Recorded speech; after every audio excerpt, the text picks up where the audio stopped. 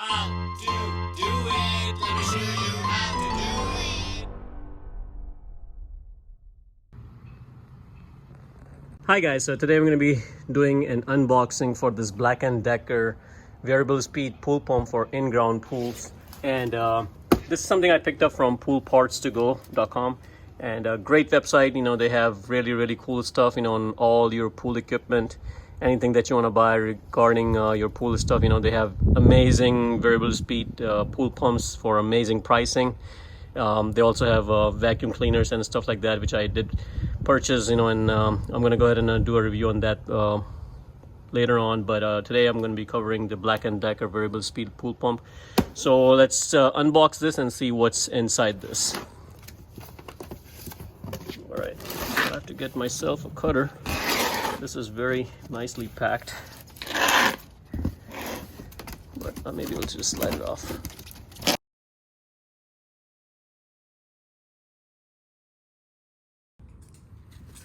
Okay, so let's go ahead and see what's inside the box. All right. So, wow, came with a manual. Normally, nowadays, nothing comes with a manual. But speed 1, 2, 3, 4. This is pretty similar to the Pentair that I had, and very nice and sturdy, weatherproof. This is Energy Star, and overall it looks very well made. You know, it looks like it came with some fittings and stuff, which is good. So there you go, perfect. I love these. So these are easy fittings. Nice basket in there. So I'm gonna get these and put it on the side because I'm gonna be doing the installation, so I don't wanna. Okay, so what else is in there? That's pretty much it. And the pump is here. Oh, this is the cover plate. That's for the wiring harness that we're going to be installing. So this is a 220-volt pump, and at least that's what I'm going to be hiring. So this is where I'm going to be doing my wiring for the 220, and the two legs and the ground wire. All right, so let's get this baby. Okay, so overall, it's a very nicely made pump.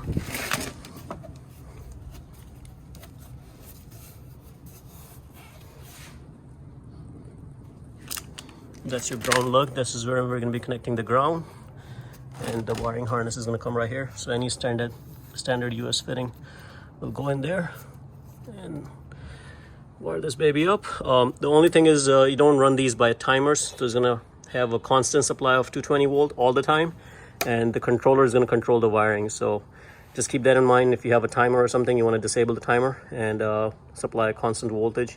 So this thing is always getting power, and everything is controlled by this, because if you turn this off, then you're going to mess up the timing on your setup. So just make sure it has a constant supply. Okay, so this is right next to a Pentair pool pump, and Pentair is pretty good. You know, I had this Whisperflo for a while, and in fact I had water leaking from here. That's why it's damaged the motor.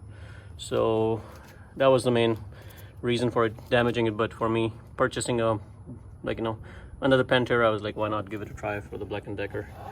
Plus this is variable speed, that one is not variable speed. The height on these are, we can see this one is a little bit higher, which is good for me for installation purpose. It comes with a very nice sturdy base. Well, the Pentair didn't come with the base.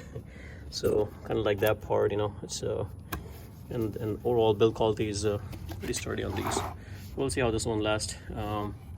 Looks like very well made, even the motor piece. So I'm kind of happy with this purchase. So let's see, let's go ahead and put this baby on. The only thing I did was installing this. So this comes with a very nice seal in there, so let me show you guys. It has a rubber seal that you have to put, the white seal. If you have some silicone, I recommend putting some silicone on there. Not the sticky silicone, the pool silicone stuff. Put that on there, and you can just install it. If you don't have it, don't worry too much about it, you know. Nothing to worry about. So this is a 2-inch pipe, but it does come with a 1.5-inch connection as well. So if you have 1.5 inch, you can also use that, and that's a good part. It comes with both but I'm gonna use the 2-inch one because that's what I have over there. So let's get this over there, and now we're gonna go ahead and do the installation. Okay, so I removed the old fittings out. You can see I had to burn some of the stuff out to get it out from there. Now we're gonna do the new plumbing, and I'm gonna be connecting the suction side on this side and then the return on the top. And one thing you definitely want to do is lay everything out, cut the pieces, put it together. Do not glue. Glue is something that you want to do at the very last. So, you know, in this video, it's not a training video for how to install a pump. You know, it's basically I'm showing you when I install this, so I want to make it run and show you guys, you know, everything is working good. But you know, I'm going to be finishing up the plumbing and then show you guys the final product. You know, I'll show you how to do the wiring on this, which is pretty simple. So let me get the plumbing connected, and then we'll do the wiring at the very end. Okay, so I did the electrical connection, and most of my plumbing is ready, so all I have to do is just put it together. But let me show you guys the electrical. So it's the standard 220 coming in, and it's just 2 legs that you connect. Make sure your power is turned off. You definitely don't want to do it with the power on. Put your ground wire right there, and then the 2 120 legs on each side.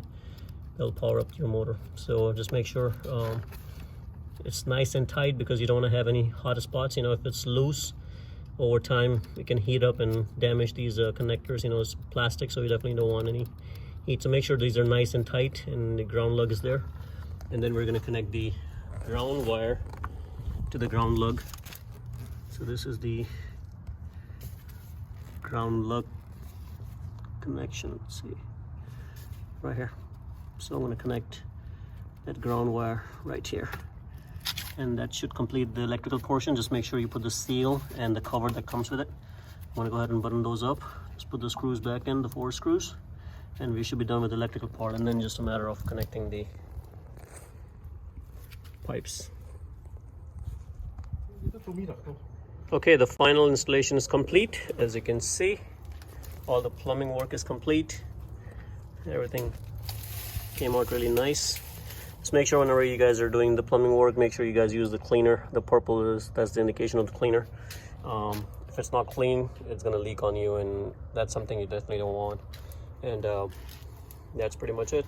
You know, I completed the electrical wiring. As you can see, I put the cover back on. Just make sure these are nice and tight, and this rubber seal is in there. That's something that will prevent any water penetration. And just make sure this is nice and tight and sealed. And the most important thing, make sure the ground wire is there. And that's pretty much it. I know my pump is a little bit off center, you know, not on the slab, but later on I'm planning on putting a piece later. That's not a big deal, as long as most of the motor is in the center. That's nice and good and sturdy. It's not going anywhere. Bolted to the ground, so it's nice and holding on. And that's pretty much it.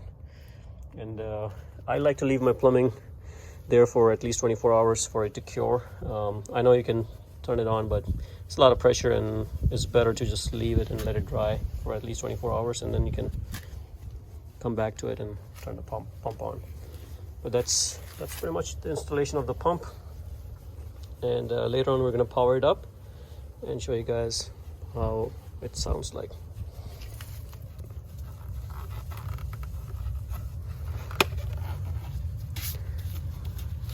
This is the control. We'll power it up tomorrow.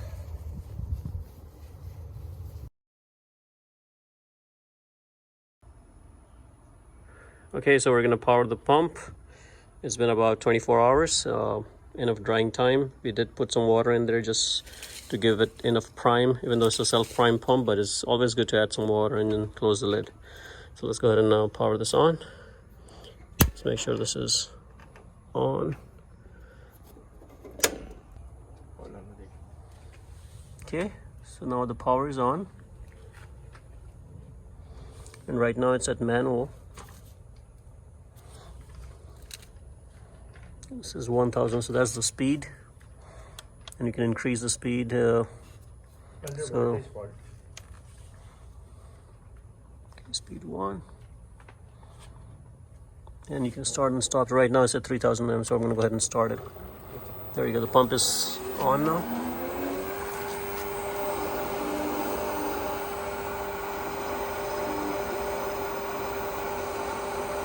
As you can see, it's pulling water in, which is a good sign.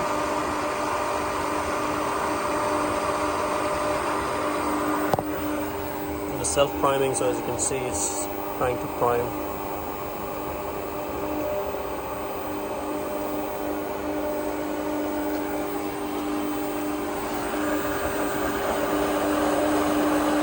There you go.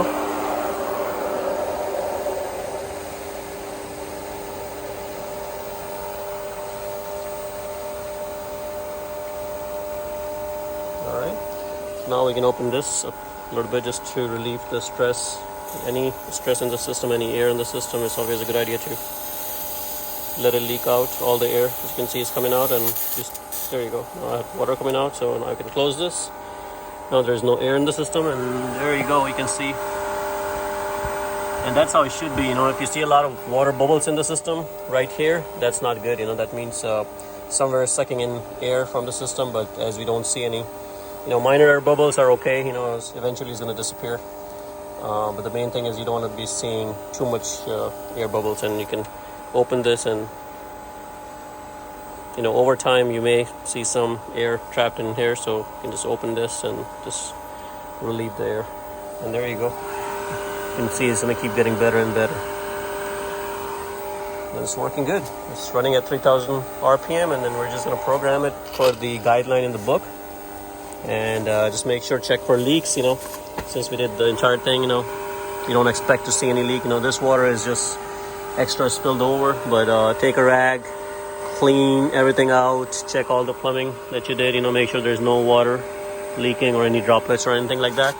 And we don't see any, so that tells us it was a good installation. And we'll just go ahead and program this, and that's pretty much it. Okay, so you can see it's running good.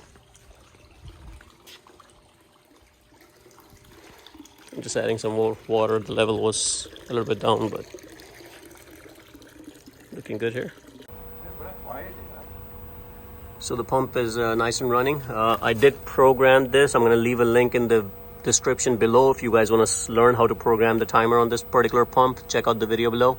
And again, check out their website. You know, it's amazing. They have great products. You know, I'm going to leave a link in the description below, you know, for you guys to check out their products. You know, they make amazing stuff, you know. And as you can see, I installed it right out the box, and no issues. Everything worked out great. I didn't even need to call any technical support or anything, you know. But it's amazing. Love the pump.